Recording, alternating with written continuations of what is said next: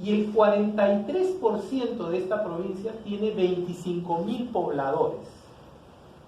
¿Se imaginan la capacidad que puede 25.000 pobladores con sus impuestos y con su nivel de actividad darle a una municipalidad? Municipalidad que tiene la misma competencia la provincial de Candarave con la provincial de Lima. Bueno, Lima no, porque tiene una condición distinta, ¿no?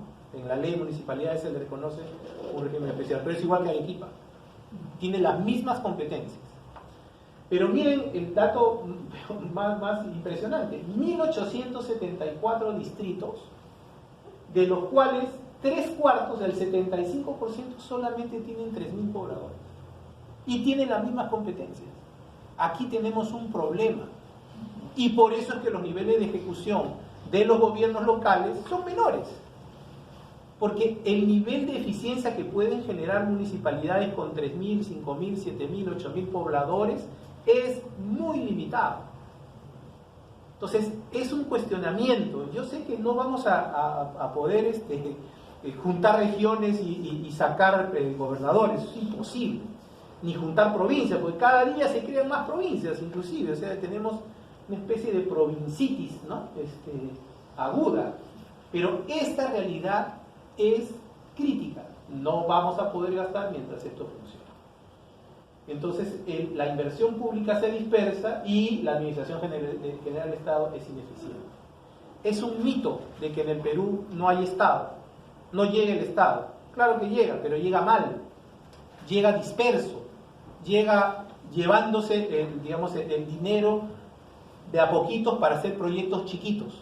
Eso tiene que cambiar de alguna manera. Si no, no vamos a crecer, vamos a seguir gastando lo mismo y no vamos a crecer.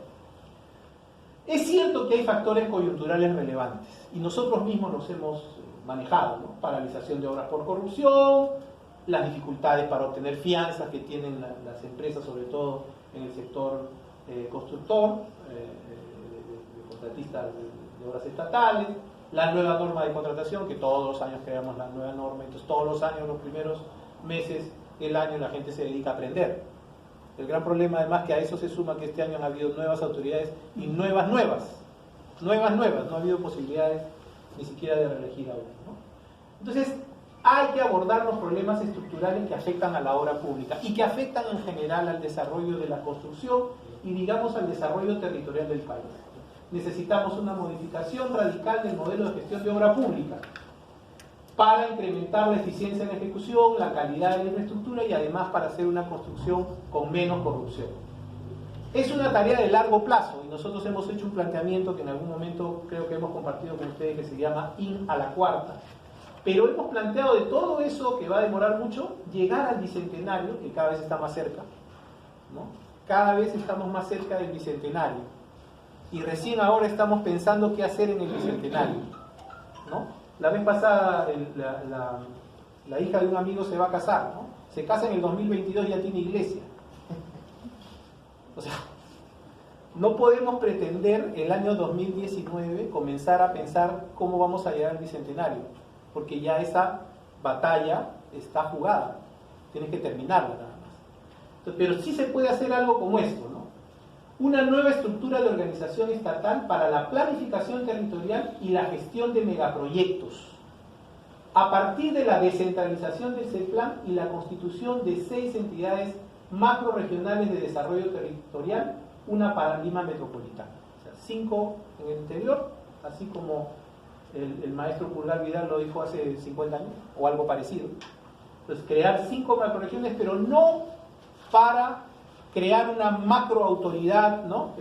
Regional y eliminar las regiones, sino para la planificación territorial, para la gestión de los megaproyectos que todos van más allá de las regiones y por eso es que tenemos problemas, ¿no? Tercero, para que se puedan gestionar las cuencas de manera integral. Las cuencas en el Perú se gestionan por provincia. Es absurdo. El agua corre por toda la cuenca, ¿no? Pero acá se maneja así. Entonces, ¿cómo lo concebimos? Como descentralización del CEPLAN. ¿Quiénes forman estas entidades macroregionales? Bueno, los presidentes o los gobernadores de todas las regiones. Y luego, cada gobernador regional, en su lugar, pues trabaja independientemente, no le quitan ninguna competencia, sino que trabajan en función de un solo plan, de un solo desarrollo estratégico, de un solo visión de megaproyectos, etc. Si no hacemos, y por supuesto gestionar la obra pública a partir de ahí. Ahí podrían ir, por ejemplo, el STIP, el invierte.p, que para mí habría que eliminarlo, pero si existe, debería estar en estas entidades. Entonces eso ayudaría a plantear esto como una descentralización.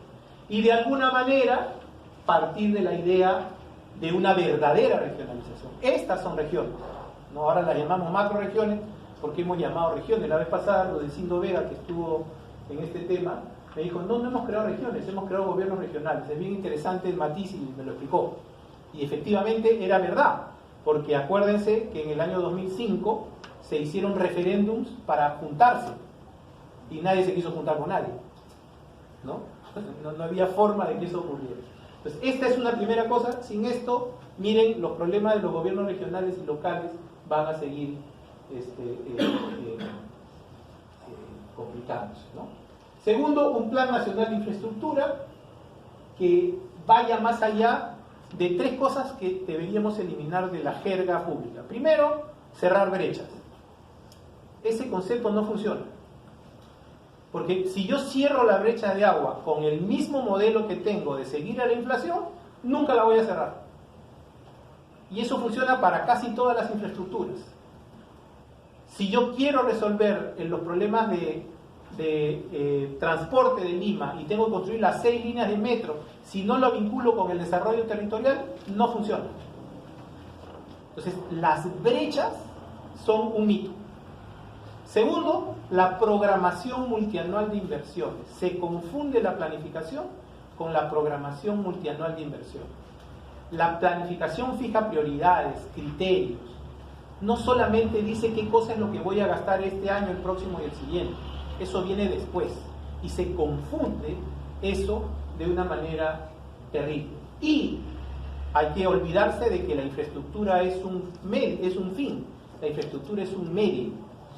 Yo les invito, en este IEC hemos hecho un análisis de la infraestructura ferroviaria y cómo podría hacerse más rentable la inversión ferroviaria si se vincula al desarrollo territorial aledaño. Hay un nuevo modelo de contratación estatal, tenemos que cambiar la norma de contratación, pero de manera adecuada, con una nueva visión, ¿no? Y esto ya nos ha dado una lección, ¿no? Los panamericanos, las obras para los panamericanos que se hicieron con la norma de contratación no van a estar a tiempo. Las obras que se hicieron con el acuerdo gobierno a gobierno, que eran más complejas, mucho más complejas, porque una cosa es arreglar una pista y otra cosa es hacer un coliseo. Esas sí están a tiempo. La misma entidad, en el mismo momento, el mismo objetivo. ¿Qué nos quiere decir eso? Necesitamos cambiarlo. Ahora, no es tan fácil como a veces uno se imagina. Una estrategia de digitalización de la infraestructura, del famoso plan BIM gobierno, que ya el gobierno felizmente ha dado pasos para que esto camine. Y en algún momento debemos automatizar las licencias de edificación urbana y habilitación, como lo ha hecho Costa Rica, por ejemplo. Y quinto, un Consejo Nacional de Infraestructura, ¿no? Necesitamos una interacción pública y privada abierta para que esto de alguna manera funcione, si no el tema no va a caminar. Hacer planes, proyectos, políticas entre 4 paredes por funcionarios públicos que llaman a consulta mediante una publicación, ¿no?, en el periódico, no funciona. La planificación no se hace así. Cuando nosotros hacemos una planificación estratégica, ¿no?, tenemos que buscar a todos los actores y tratar de recoger la mayor cantidad de visiones. Bueno, hay una expectativa centrada en infraestructura privada y esto tiene que ver con la inversión minera. Miren, la inversión privada va a crecer 3.8% en 2019, ¿no? Y la inversión minera va a crecer 22%. ¿Qué quiere decir? Que estamos apostando a la inversión minera, ¿no? Este año debería crecer la inversión minera porque hay un montón de proyectos. ¿Cuál es el problema? El problema ya lo dijimos en el mes de noviembre y hoy día ha hecho crisis. Existen 7 regiones del país donde está concentrada la producción minera y los grandes proyectos mineros en cartera, que tienen o alcaldes o gobernadores antimineros o alcaldes o gobernadores tolerantes con la, digamos, con la oposición a la minería, ¿no? Y eso es terrible. ¿Por qué? Porque en estas 7 existen 25 proyectos mineros por 30.000 millones de dólares. Es decir, la obra pública de 3 años está involucrada ahí, para tener una idea de lo que estamos hablando. Y esto es evidente, y ustedes lo reportan todos los días, no está resuelto. Ojalá que se resuelva rápidamente el tema de Tía María y que se resuelva el de Bambas y que no se extienda este tema. Pero otra vez, el modelo de gestión de estos proyectos no funciona. Hay que cambiarlo radicalmente y quizá hay que basarse en lo que ya se ha hecho. Planteamos una nueva estrategia para desarrollo de megaproyectos productivos, porque también tenemos proyectos agroindustriales, energéticos, que pueden tener el mismo problema. Y lo que necesitamos es articular los beneficios del proyecto con las necesidades de la población. Pero no hacerlo cuando me tienen que dar la licencia. Hay que hacerlo antes. En el mismo momento en que se decide dar una exploración o dar algo en concesión, en el mismo momento en que se plantea, el Estado tiene que tomar decisiones. Primero, tiene que tener un plan de desarrollo territorial en el ámbito de influencia de este proyecto. Se tiene que saber qué cosa es lo que necesita. Agua, fundamentalmente. La gente tiene miedo de que las minas le quiten el agua. Y eso no depende tanto de la mina, porque sabemos que la agricultura es la que más demanda agua. Es cuestión de trabajar el modelo de producción agrícola para que esto camine. Y esto permitiría recoger de una manera sistemática sus expectativas. En estas poblaciones hay 3 actores clave: la municipalidad, la organización de la población, que pueden ser juntas de usuarios, comunidades campesinas, y la propia población. Lo que quieren las autoridades no es lo que quieren los dirigentes comunales, y lo que quieren los dirigentes comunales no es lo que quiere la gente. Si eso no se analiza, se estudia con anticipación, no cuando ya te tienen que dar la licencia social, entonces el asunto puede caminar. Y esto es algo que, por ejemplo, tiene que ver con el corredor minero. El corredor minero junta 3 regiones del país. Pero ¿cómo se gestiona? Como está en 3 regiones, 3 manejos distintos, segregados, un mismo corredor. Y como está en medio de la nada, quienes gestionan son los alcaldes provinciales de Cotabamba, ¿no?, de Chumbivilcas y seguramente de Cayó. No puede funcionar, porque estas entidades tienen un problema de gestión, como lo acabamos de ver, y no son capaces, porque no tienen esa experiencia, de poder manejar esto. Y este plan tendría que manejar aquellos proyectos estratégicos que la población demanda. Pero antes, no hay que prometerlo cuando ya tienes el compromiso del estudio de impacto ambiental. No puedes hacer eso, porque esa negociación siempre va a ser a pérdida, siempre va a ser reactiva, ¿no? Se tiene que crear un programa de inversiones para desarrollar los proyectos del plan. O sea, yo necesito esto para sacar de la pobreza a toda esta población. ¿Cómo hago esas inversiones? Y debemos empezar articulando los recursos del Estado y los recursos de las empresas. Porque las empresas hacen un esfuerzo, el Estado hace otro, y de repente ninguna de las dos está haciendo lo que la gente quiere. Y la gente lo va a recibir. Pero no es lo que mueve a las personas efectivamente a apoyar un proyecto de esta naturaleza. Y ya después habrá que emplear recursos del canon, ¿no? Recursos del canon para resolver los problemas que la gente quiere. La tentación siempre es crear grandes reservorios para que esto funcione. En zonas en donde hay poca población, no los beneficia. Es mucho más útil, por ejemplo, hacer pequeñas canalizaciones, y más barato, o reparar los canales y hacer pequeños reservorios. Porque son zonas de poca población. Recuerden, el 75% de los distritos tienen 3.000 habitantes. ¿Qué le interesa a una superobra? Hay zonas en donde hacer ese proyecto, gran irrigación, implicaría traer gente de afuera. Entonces no les interesa a los que están ahí.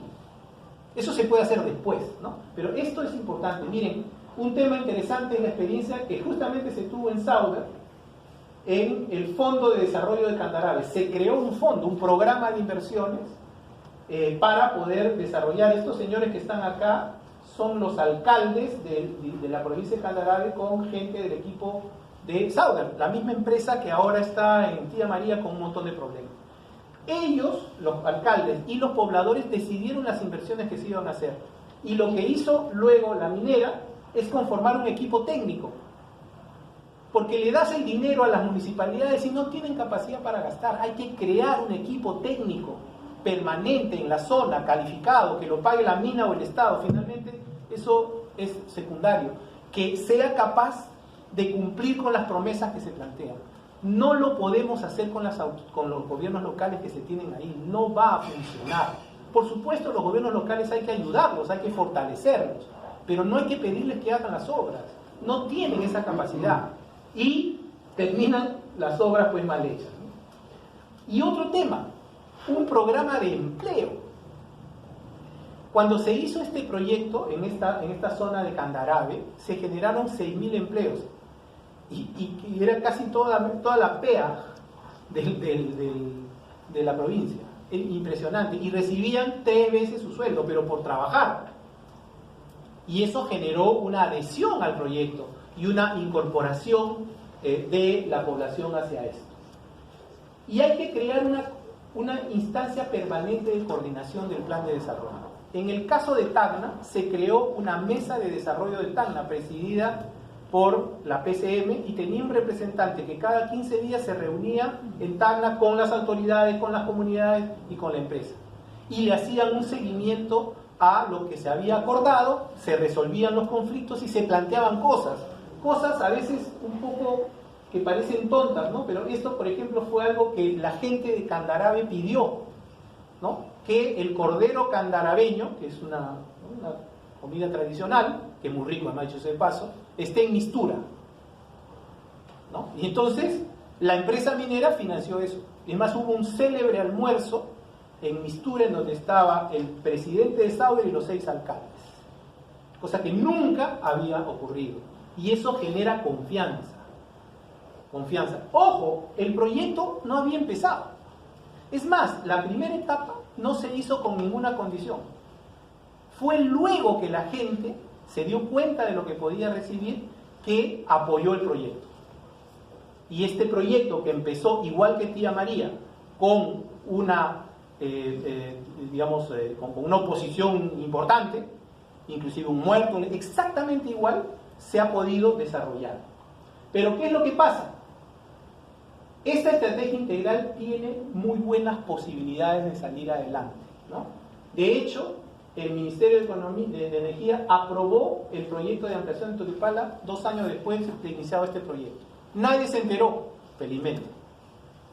¿Y saben quiénes fueron a pedir que se apruebe el proyecto? Los alcaldes que antes se habían opuesto al proyecto.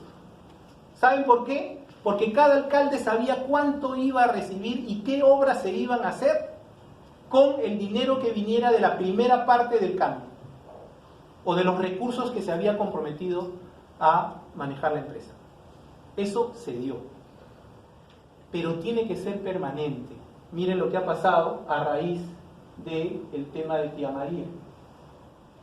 Ayer, uno de los diarios ya está reflejando esta situación. Obviamente es una situación de contagio, un tema político, pero si se hubiera mantenido esa estrategia de mesas permanentes, de un programa de inversiones permanente, donde la mayor parte viene del Estado, estoy convencido de eso, esto no va a caminar.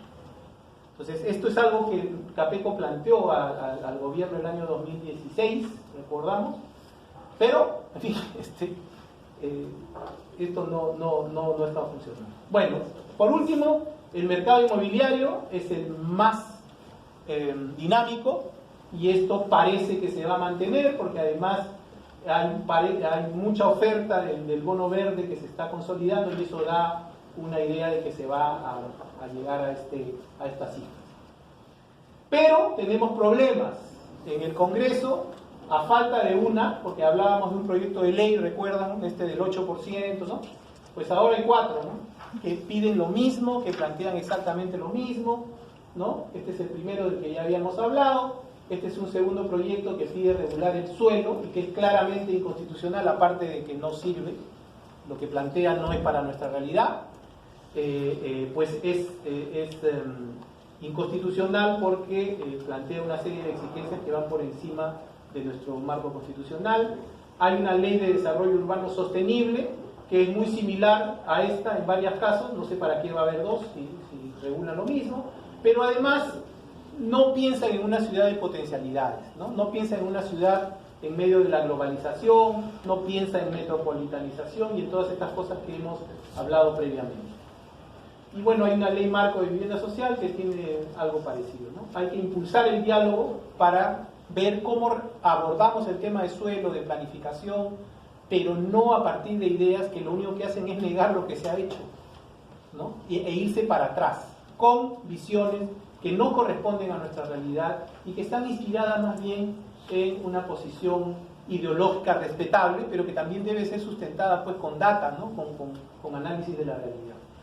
Y por último tenemos acciones arbitrarias de las municipalidades que cada vez, y esto parece ser una moda con las nuevas autoridades, siguen cobrándose en algunos casos licencias, montos de licencias que superan los límites establecidos por la ley, se incrementan impuestos prediales durante la obra, cosa que está prohibida.